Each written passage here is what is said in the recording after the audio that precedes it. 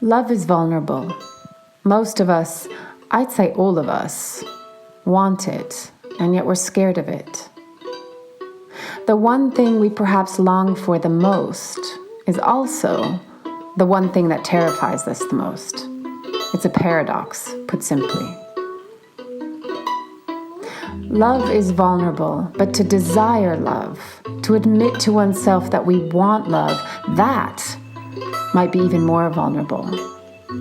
Because in a patriarchal culture that has taught us that the individual is more important than the whole, that personal success matters more than connection, that intimacy and vulnerability is weak, and self-sufficiency and independence is strong, well, it leaves very little space for love to flourish, for love to feel safe, for love to express itself without some kind of judgment slathered upon it.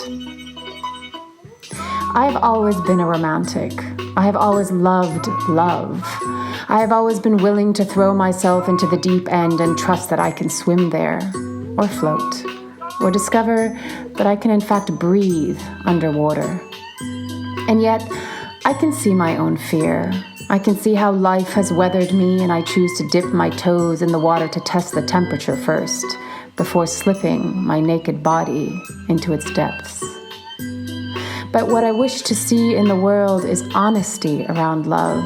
Can we not just admit that it's what we desire? That it's okay to desire it? That it doesn't make you or I weak, but that instead, that desire is a beautiful expression of being human. These senses, sensations, emotions, feelings, all so unique to human form.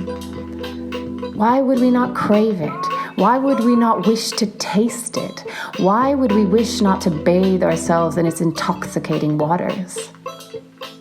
This edge of coolness, this fierce independence, this aloofness that to not want or desire or maybe even feel is so much more superior to the heart's wish for connection, intimacy, vulnerability, depth, love, union. Love is vulnerable. It has the capacity to take you into your deepest depths as well as melt away the very thought of your existence as you merge in union with the other, with nothingness, with your soul, with the soul of souls and the very existence of everything and nothing at once.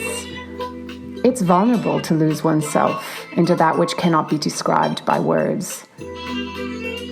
We want to hold on, we want to control, we want not to get hurt or to be abandoned or feel misunderstood or alone. But love can and will only venture in when we are able to loosen the grip, soften into surrender, land back in our hearts and find home within ourselves so that we know and trust that we can never be abandoned or be left alone because we are here for ourselves always. Then can we feel safe enough to not only love, but to truly allow ourselves to desire, yearn, ask for, receive that love. I know it's scary. We're all scared. Can we just admit that?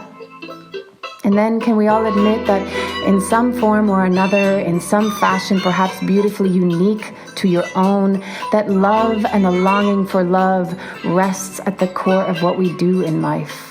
That it provides meaning and purpose, strength and courage, resilience and hope, that it provides us with breath and the light of inspiration that reminds us of who we are, of what life is, of home, sweet home.